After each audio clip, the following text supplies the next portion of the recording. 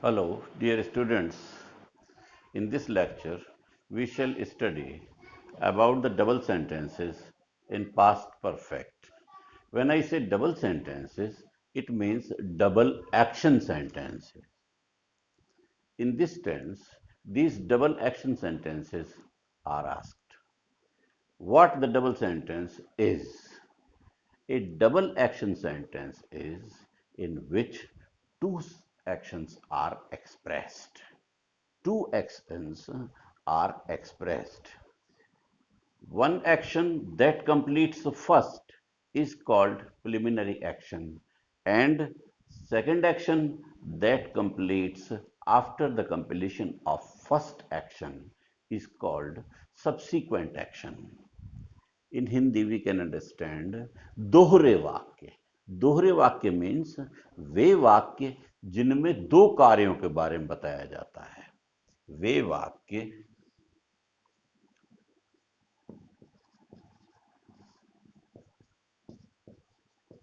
जिनमें दो कार्यों के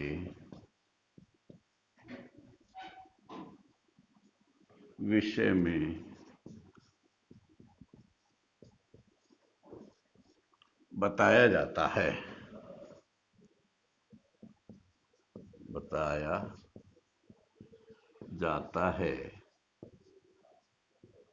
दोहरे वाक्य.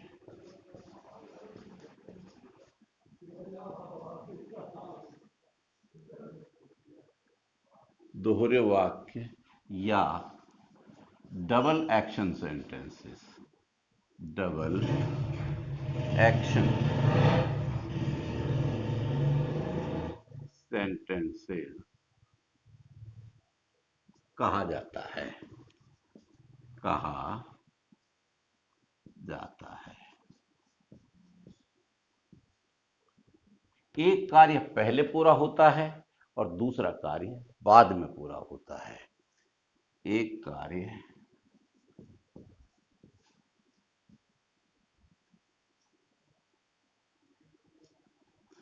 पहले पूरा होता है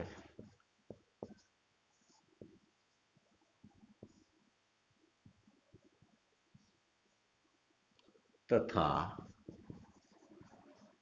दूसरा कार्य बाद में पूरा होता है. बाद में पूरा होता है.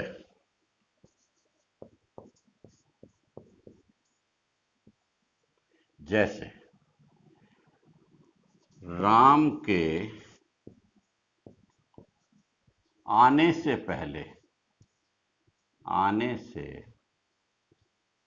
पहले मोहन स्कूल जा चुका था.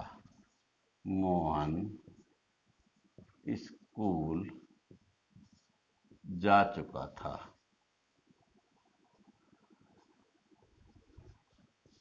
अब इसमें दो कार्य हो रहे हैं.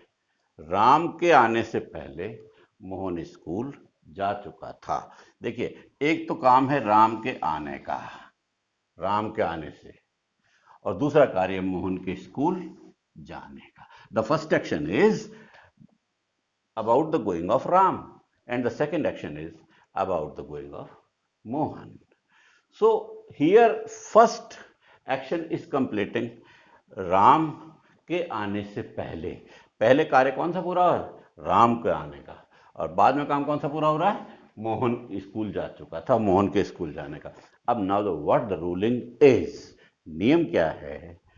The action that completes first will be written in past perfect. The action that completes first will be written in past perfect, means third form plus had plus third form. And the action that completes after the completion of first action will be written in past simple, means second form of verb. Second form of verb.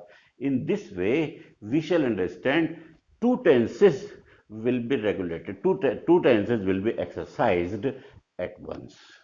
एक साथ दो tenses में काम किया जाएगा. दो tenses के नियम प्रयोग में लाए जाएंगे, एक पास्ट परफेक्ट और दूसरा पास्ट सिंपल। अब अगर हमको पास्ट परफेक्ट के नियम याद नहीं है तो हमारा वाक्य गलत हो जाएगा, अगर हमको पास्ट सिंपल के नियम याद नहीं है तो हमारा वाक्य गलत हो जाएगा। अब देखिए इस वाक्य को समझ लीजिए।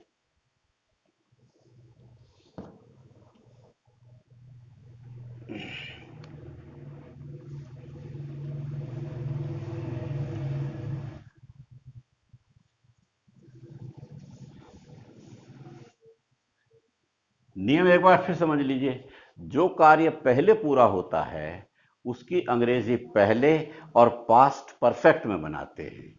जो कार्य पहले पूरा होता है उसकी अंग्रेजी पहले और पास्ट परफेक्ट में बनाते हैं। जो कार्य बाद में पूरा होता है उसकी अंग्रेजी बाद में और पास्ट सिंपल में बनती है। अब पहले की अंग्रेजी बिफोर प्रयोग होती है और बाद में की अंग्रेजी आफ्टर प्रयोग होती है। सो नाउ सी, अब यहां पहले काम पूरा हो रहा है, मोहन स्कूल जा चुका था, तो अब इसकी अंग्रेजी हम बनाएंगे Mohan had gone to school.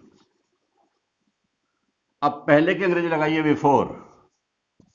Before. अब यहां एक बात समझ लीजिए, देखिए राम के आने से, ये वाक्य हिंदी में जिस तरीके से लिखा हुआ है इस वक्त ये वाक्य अगर इसको देखा जाए तो ये किसी भी टेंस की पहचान में नहीं है, ना ये पास्ट परफेक्ट की में है ना पास्ट सिंपल की में है, लेकिन हिंदी में ये सही लिखा हुआ है इसलिए हिंदी में ये ऐसा ही रहेगा। हमें इसको समझना पड़ेगा और समझना पड़ेगा पास्ट सिंपल में। यानी ये वाक्य अगर पास्ट सिंपल में होता तो ये वाक्य हिंदी में क्या होता, राम आया। राम आया। तो अब इसकी अंग्रेजी हम बना देंगे, ये पास्ट सिंपल के अकॉर्डिंगली बनेगा, बिफोर राम केम। अब ये वाक्य हमारा देखिए, जजमेंट कर लीजिए। पहले में हैड प्लस थर्ड फॉर्म, पहले एक्शन में जो एक्शन पहले पूरा हुआ उसमें I had plus third form of verb, और जो एक्शन बाद में पूरा हुआ उसमें आई वर्ब की second form. Second form is used in past simple and had plus third form is used in past perfect। इस तरीके से पहले की अंग्रेजी के लिए बिफोर का प्रयोग होता है और बाद में की अंग्रेजी के लिए आफ्टर का प्रयोग होता है, बिफोर और आफ्टर। अब ध्यान रखने की बात यह है, जैसे हमने मान लीजिए वाक्य बनाया कि राम के खाना खाने के बाद मोहन गांव जा चुका था। अगला वाक्य देखिए, राम के खाना खाने के बाद मोहन गांव जा चुका था।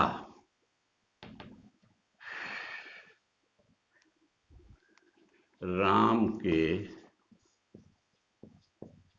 खाना खाने के बाद मोहन गांव जा चुका था। जा चुका था। अब देखिए, अब काम पहले कौन सा पूरा हो रहा है, राम के खाना खाने का। खाना खाने का काम पूरा हो रहा है। अब बाद में काम कौन सा पूरा हो रहा है, ये मोहन गांव जा चुका था। ठीक है, तो अब देखिए ये जो अंग्रेजी बनेगी ये बनेगी पास्ट सिंपल में, तो मोहन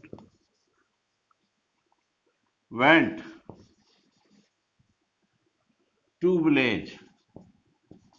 टू विलेज जाने की अंग्रेजी गो है, गो की सेकंड फॉर्म आ गई went.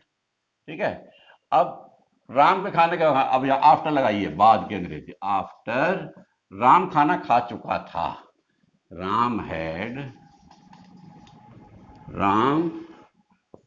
Had eaten food.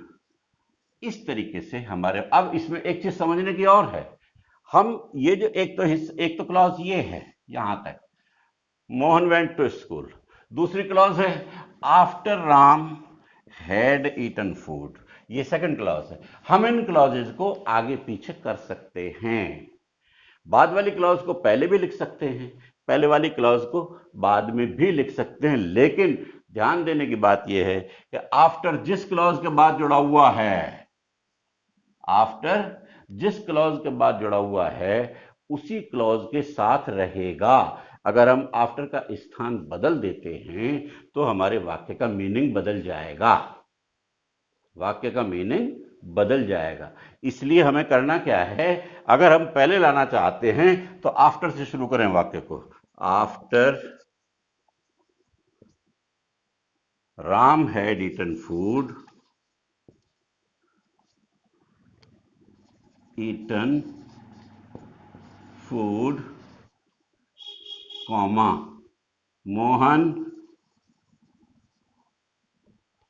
went to school, went to school. In this way, we shall frame the sentences, double action sentences in this tense. ध्यान रखने की बात यह है कि हमारा पहले वाला हिस्सा आगे भी आ सकता है और आगे वाला पीछे भी जा सकता है, परंतु कनेक्टिव जिस क्लॉज के साथ जुड़ा है कनेक्टिव उसी क्लॉज के साथ रहेगा। अगर हमने कनेक्टिव का स्थान बदल दिया तो हमारे वाक्य का अर्थ भी बदल जाएगा। यह ध्यान रखने की बात है। इस तरीके से